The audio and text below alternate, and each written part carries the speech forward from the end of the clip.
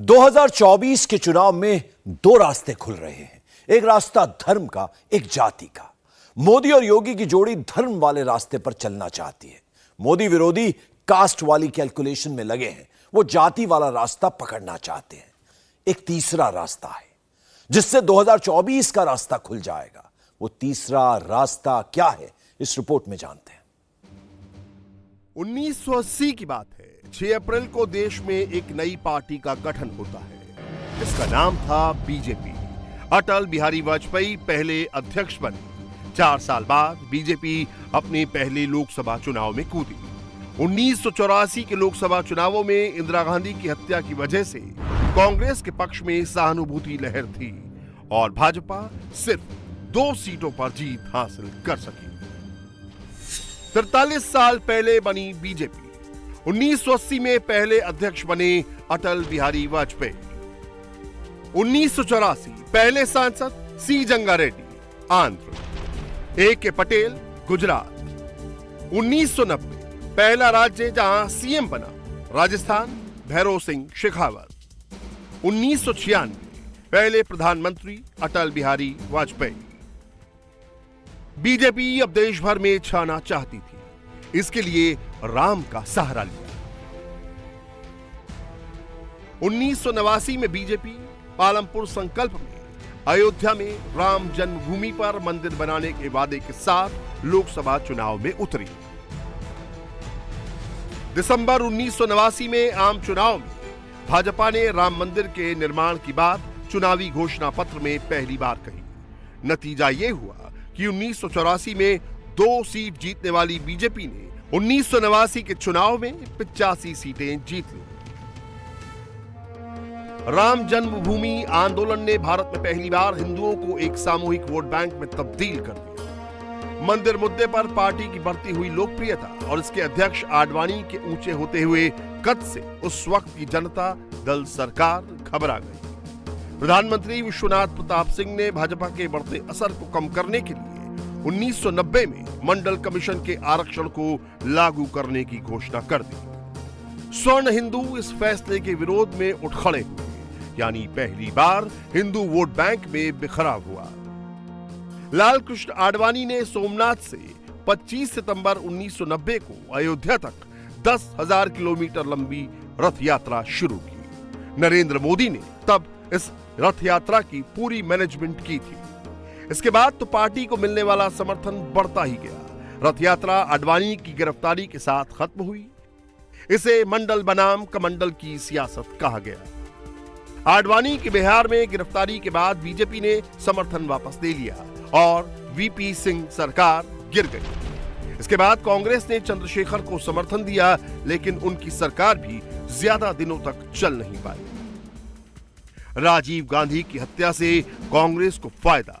1991 में आम चुनावों की घोषणा हुई। इसी बीच राजीव गांधी की हत्या हो गई। कांग्रेस को इमोशनल फायदा मिला और चुनाव जीत गई। भाजपा को 120 सीटों पर ही संतोष करना पड़ा। 1991 के बाद 1996 के लोकसभा चुनाव में भाजपा ने राम मंदिर का मुद्दा जोर शोर से उठाया। बीजेपी को 1996 में 161 सीट मिली, यानी पहली बार कांग्रेस से ज्यादा सीटें जीती। अटल बिहारी वाजपेयी पीएम बने, लेकिन सिर्फ 13 दिनों के लिए। 12 साल में बीजेपी की 2 से 161 लोकसभा सीट। साल 1984 लोकसभा की 2 सीटें। साल 1989 85 सीटें। साल 1991 120 सीट। साल 1996 161 सीट। साल 1998 में बीजेपी ने 182 सीटें जीती, जो पिछली बार से 23 सीट ज्यादा थी। एक बार फिर अटल बिहारी वाजपेयी पीएम बने, लेकिन सिर्फ 13 महीनों के लिए। अब बीजेपी को लगने लगा कि राम मंदिर आंदोलन का असर खत्म हो रहा है।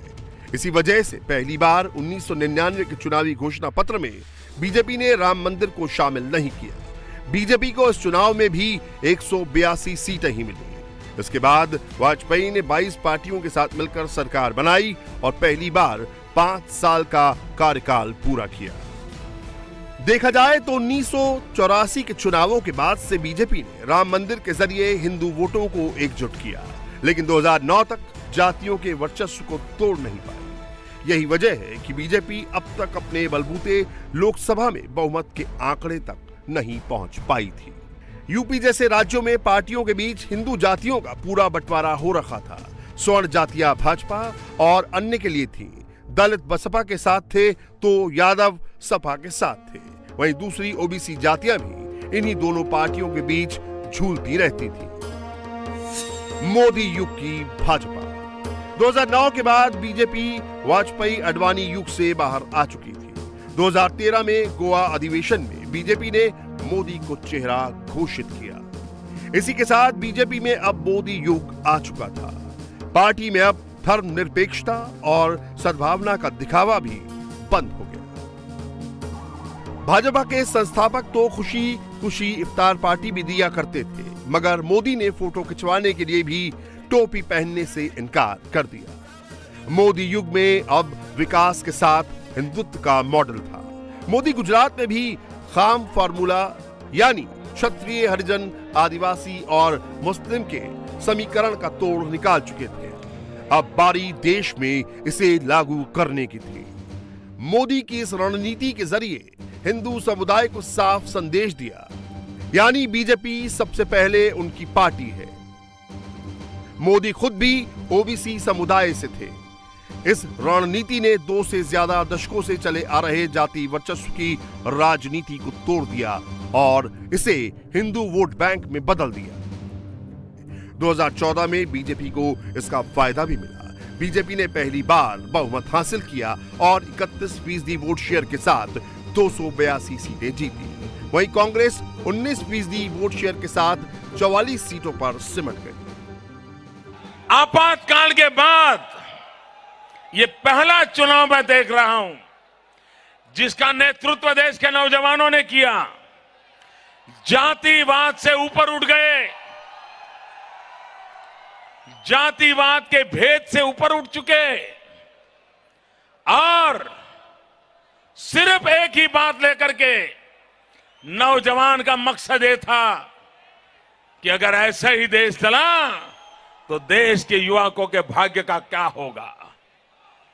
और वही एक बहुत बड़ी प्रेरणा बन गया और उसके कारण जातिवाद की कितनी ही तीव्रता वाले इलाके क्यों ना हो, उस जातिवादी परंपराओं को तोड़ करके, जातिवादी मानसिकता को छोड़ करके हिंदुस्तान में इस बार एक नया आयाम खड़ा हुआ है जो आने वाले दिनों में उज्जवल भारत के लिए एक शुभ संकेत लेकर के आया है। 2014 में बीजेपी को 36% हिंदू वोट मिले।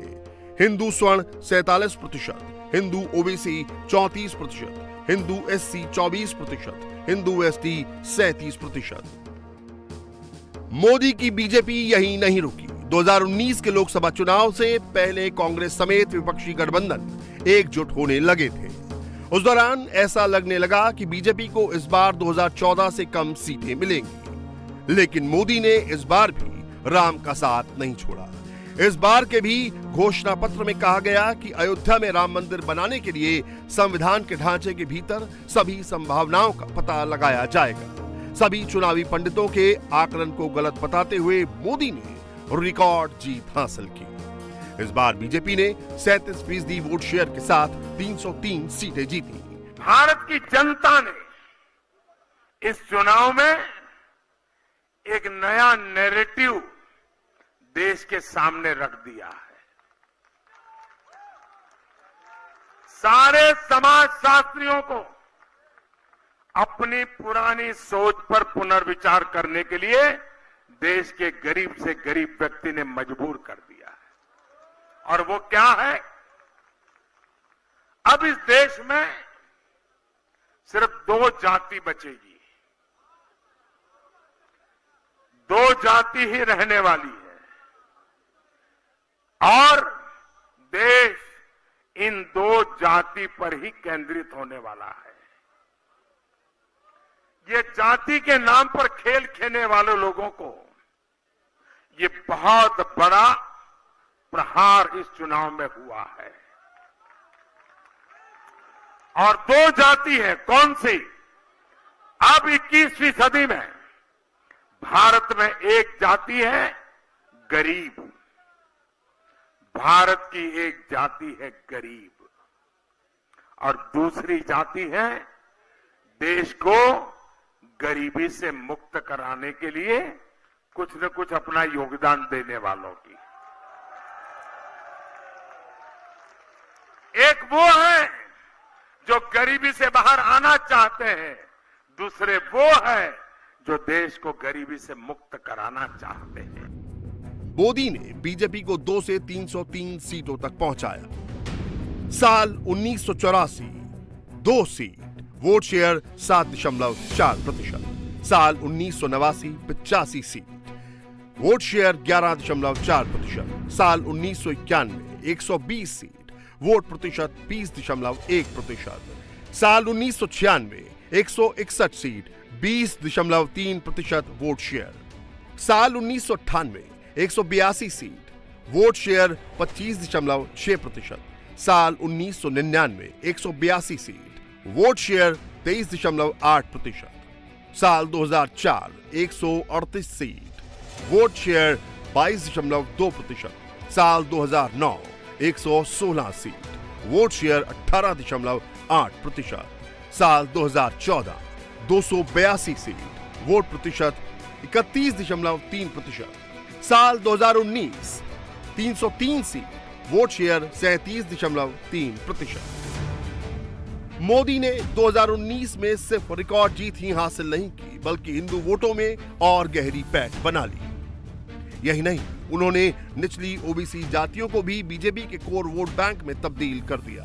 2014 में जहां बीजेपी को ओबीसी का 34% वोट मिला था, वहीं 2019 में यह बढ़कर 44% हो गया, यानी 10% ज्यादा। यानी राम नाम के साथ मोदी आने से बीजेपी 2 से 303 तक पहुंच गई। 2019 में मोदी को 8% ज्यादा हिंदुओं ने वोट दिया, बीजेपी को 44% हिंदू वोट मिले। हिंदू स्वर्ण 52%, Hindu OBC 44%, Hindu SC 34%, Hindu ST 44%। BJP को हिंदी भाषी राज्यों यूपी, बिहार, दिल्ली और राजस्थान के अलावा महाराष्ट्र, पश्चिम बंगाल और असम में भी हिंदू वोट बड़ी संख्या में मिले।